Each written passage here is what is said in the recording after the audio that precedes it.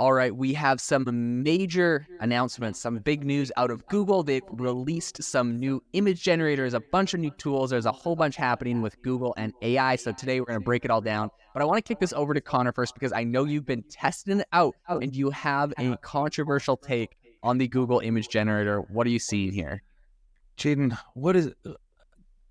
help me on this. What is happening with Google? Is it just me? Because, again, everybody's sort of crowing about this news, especially like this whole Gemini Pro update. And everybody's talking about the image generator. And everybody's talking about Image FX. And everybody's talking about the new music generator and all that kind of stuff. It's all over the news. Everybody's like, Google is now crushing it. And I have seen some of these the tests that say Gemini Pro is catching up to GPT-4.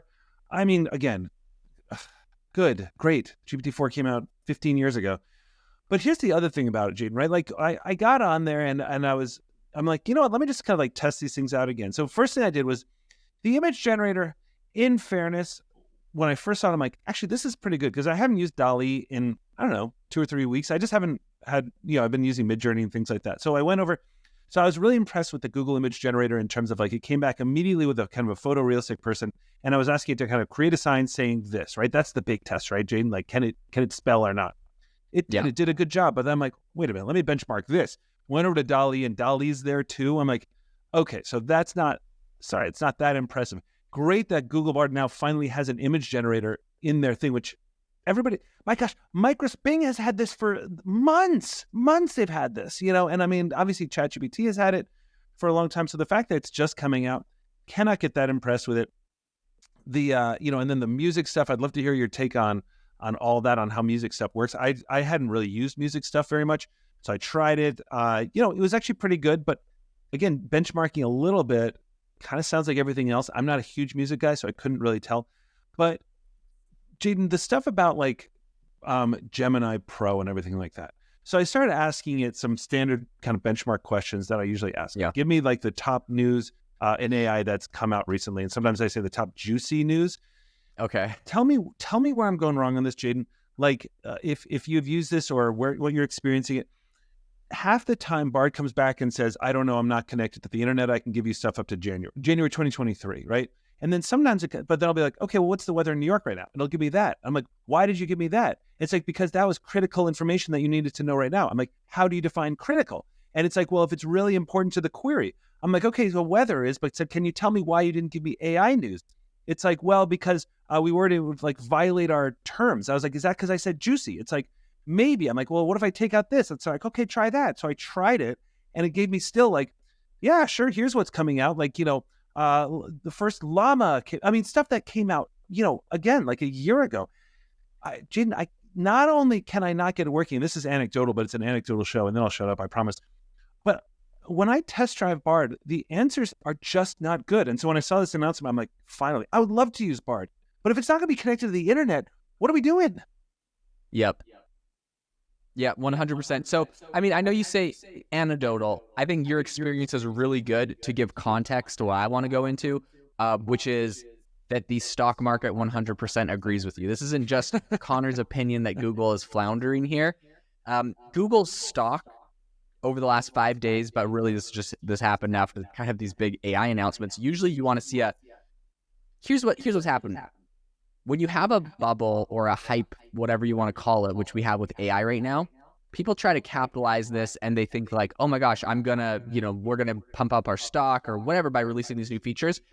However, what I think a lot of them fail to realize is if you overpromise and underdeliver, you literally sabotage yourself. We saw this with PayPal over the week. They said we're going to come up with an update that's going to blow the world's minds or whatever. They came up with a handful of minor AI features in PayPal, and their stock completely tanked, and then they had to lay off thousands of people, whatever, right? Google, we're seeing the same thing.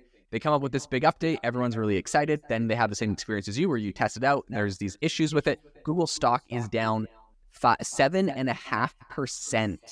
This is not good. This is over the last 5 days, but really is after the big thing.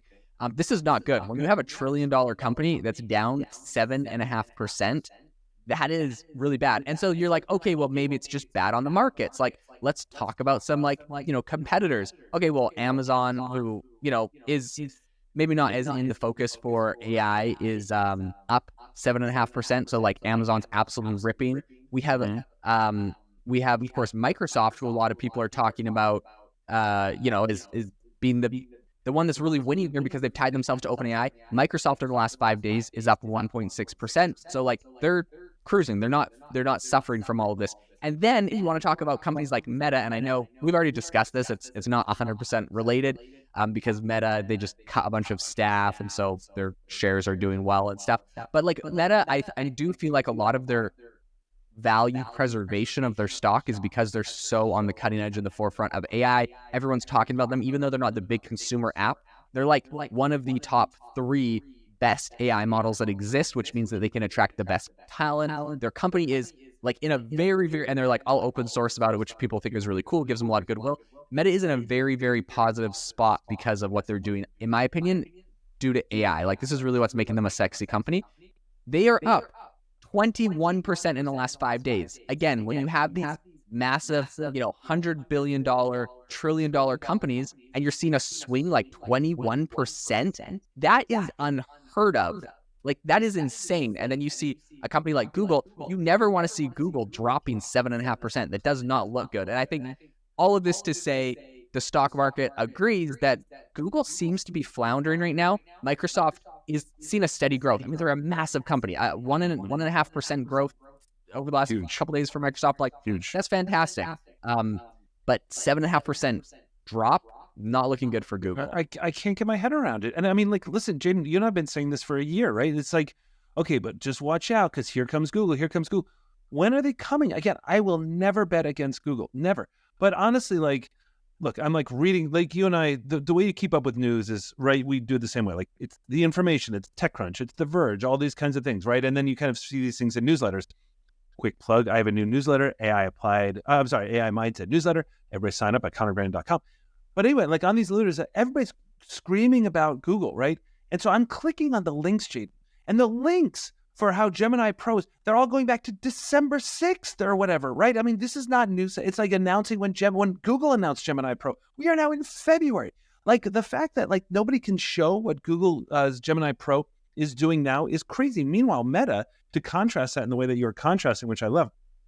Okay, in fairness, yes, Meta stock blasted up because they spent a ton of money on cutting people, and and they lost like 16 billion on their metaverse last year, and they're sort of pivoting away. But every update that Meta does is unbelievably impressive. And when they do that, and they have like this, these sort of like very quiet, big updates, and then the news kind of gets leaked, that Mistral was sort of like built off Meta's open source. Like, and Mistral is like huge. And when we talk about like what Google's trying to put out, it's like, well, we're going to have these tiny, what's it called? Nano or something like that. I can't remember. Like, but these are going to be able to fit on your phone. It's like, dude, everybody's already doing that. I mean, and they're doing it better. And if Mistral is open source and they're creating something that's at the level of GPT-4 and they built on Meta, that makes Meta look even better. Anyway, I don't get it. I don't get what sort of like Google's doing. And and let's just talk AI applied for a second. We always say, like, look, try out the different models, right? We know that ChatGPT is fantastic. We know that Perplexity has gotten a lot of buzz now. I like to say it's because I've been trying it, but it's maybe because Jeff Bezos got more involved. But here's the thing, right? Like, those are tools that are just really strong. Microsoft's Bing or Copilot, whatever you want to call it, is good. Anthropic's, Claude, okay, they just introduced dark mode. I don't know that that's like a huge deal, but Claude is still like really good. Cohere, all these things are good. Even Pi, which I don't love, but Pi is good. If Google, Jaden, when I try it out, it's all over the place. I don't know what your take on that is.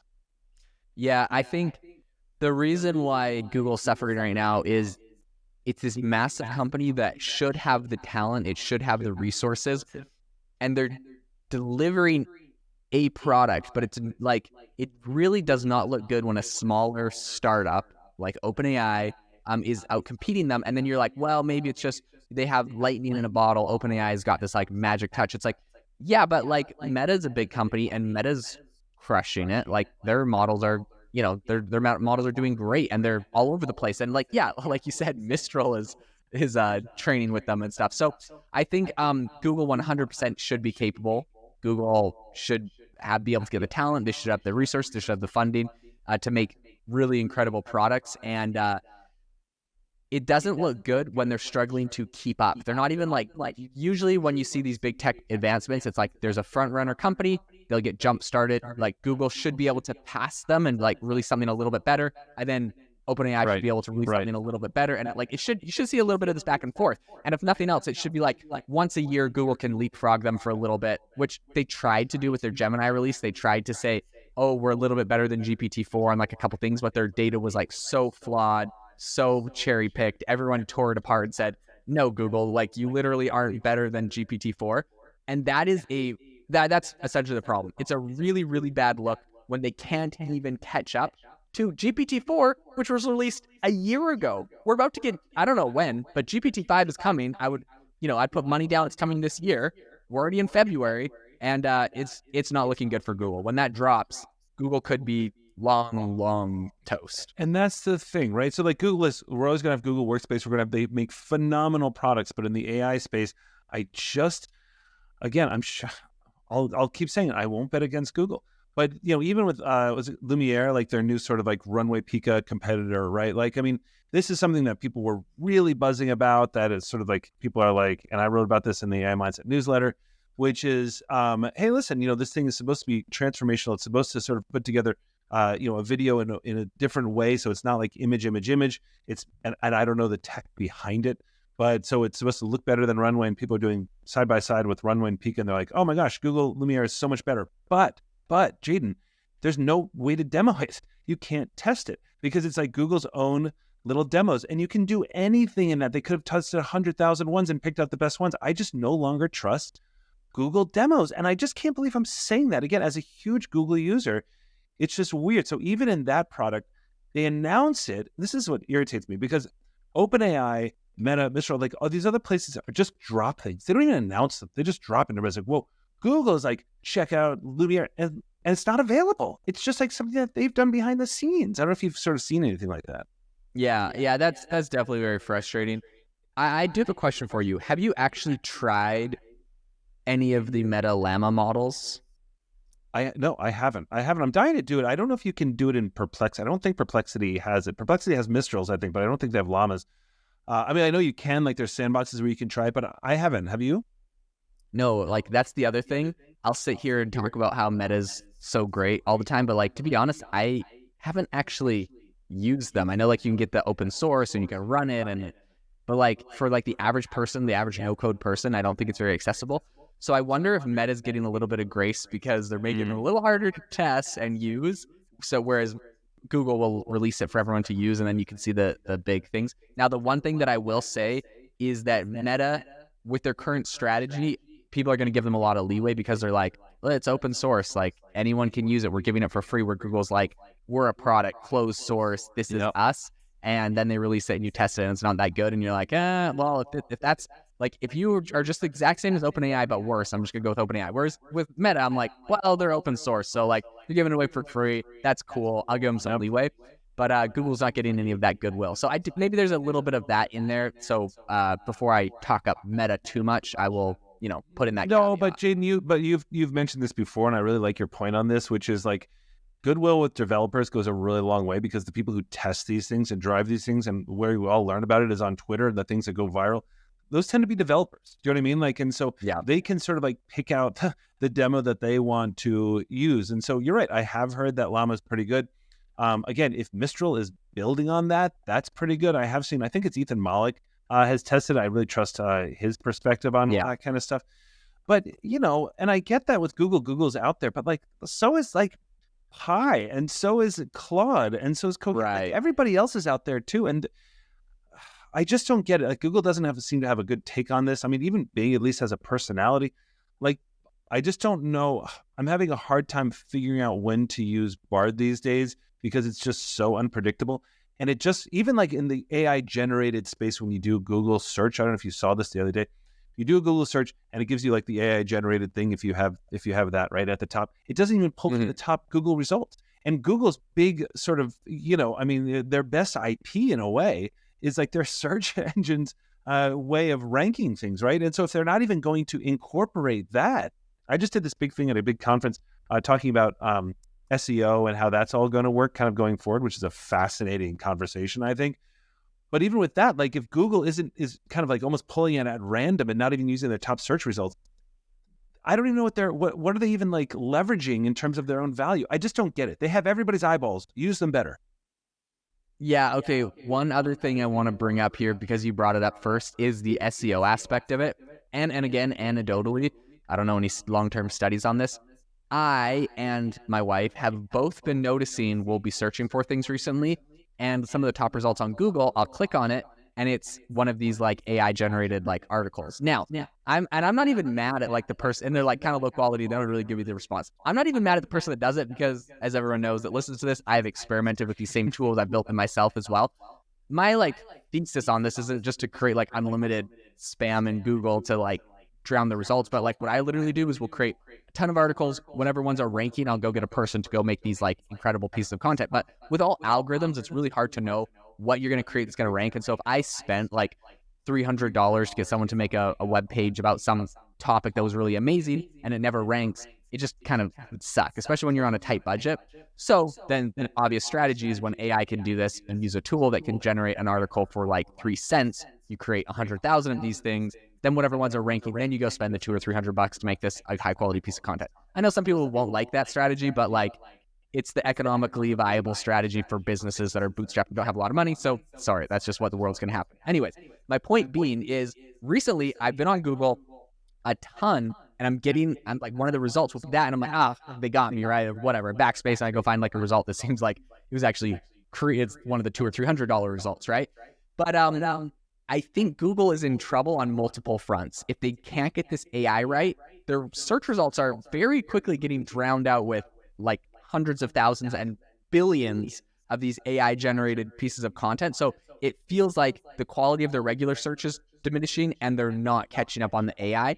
I think they're in trouble. If they just became Perplexity, sure, cool. And honestly, maybe there's a play they just need to buy a Perplexity, because otherwise like they might suffer. I don't know why Perplexity seems to be doing so much better than them, but I think that there's multiple fronts here that Google is suffering from. Doesn't mean they can't pull out of it. Like you said, never bet against Google, but it's definitely a little disconcerting when this was kind of one of the big AI champions, and it does not feel like it feels like they were Goliath, but they're performing like much below what they were capable of. It's a funny thing you bring up, yeah. And just to sort of close this out on that too, is like, and even, I mean, the revenue model, like it's ads, and as we know, right? I mean, like that's going to get crushed. Like, so you'd think that if that was going to get crushed, they'd put all their energy into doing this right.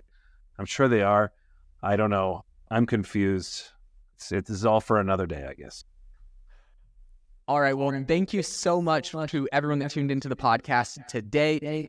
If you appreciated the podcast, if you learned anything, if you got some good value on it, we'd really appreciate it if you could leave us a review on Apple Podcasts, Spotify, wherever you listen to your podcast. It means the world to us, and we'll continue to make these as long as you all give us a review. So hope you all have a fantastic rest of your day. We'll talk to you next time.